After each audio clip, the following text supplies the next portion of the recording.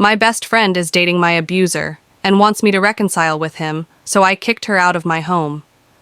I've tried to write this out for days now, but I keep getting too upset to concentrate, so this might be a bit jumpy. I don't have family in the sense many understand family to be, so I've been pretty much a loner with one exception, my best friend Tammy. We met in middle school and just became joined at the hip. Things changed a bit in college. My parents forced me into a Christian out-of-state college. Tammy applied and got accepted to the other college in the town. So we both went out there and were roommates for 2 of the years before I met my first ever boyfriend. I will call him Trent. I moved in with him the end of junior year, and I don't know when it started happening, but he went from charming and affectionate to controlling.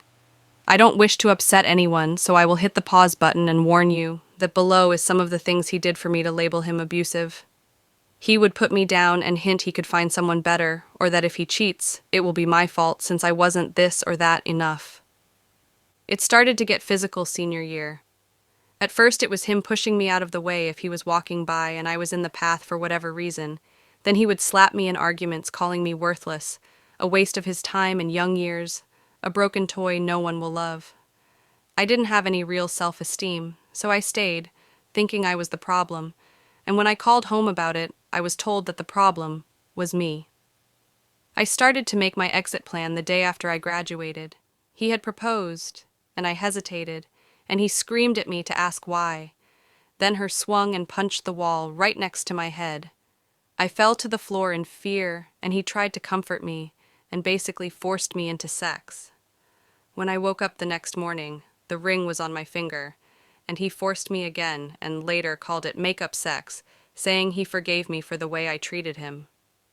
That is the extremely short explanation, but there are so many stories of him forcing me into bed, hitting me, or threatening to kill me, and more. So I started to make a plan. I found a shelter in the city nearby. I started hiding things in the trunk of my car. I was in the service industry then, and so I would take more shifts whenever I could, and hide my cash tips in a box of tampons in my purse. And I finally was ready and left him, left my phone, I had a new cheap one, and never went back. Tammy knew him and lived near us, but she didn't know about my plan. She messaged me on social media, and I told her what happened, all of what happened. So she played dumb when he came around asking where I was, spinning the story that I was suicidal, and he is calling the police to find me. He never found me. That was years ago. I am now 36, and Tammy is too. Trent is 38. Tammy became a bit religious, but I told her as long as she is happy and safe, I don't care what she leans on in faith.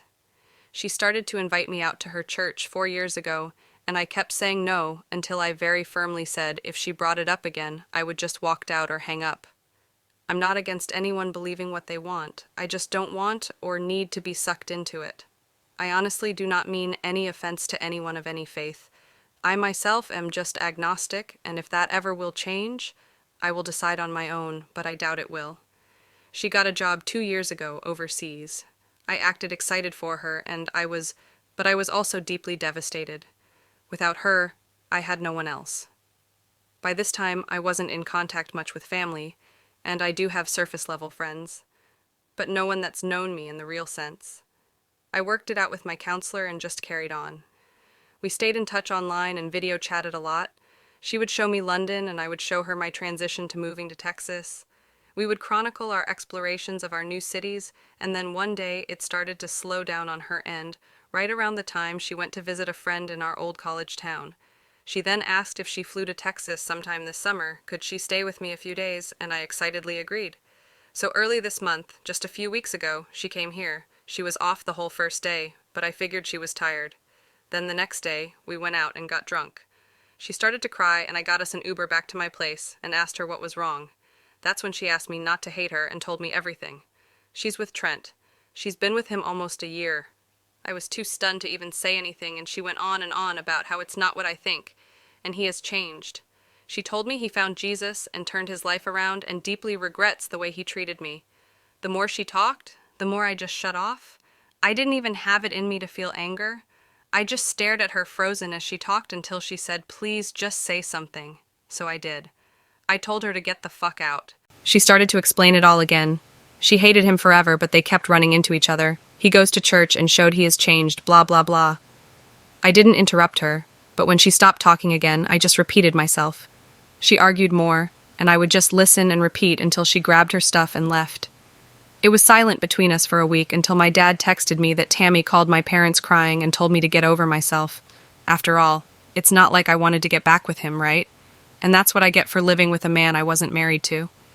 Then she texted the next week rehashing her argument and pretty much demanding I video chat with him to see for myself that he's changed and forgive him.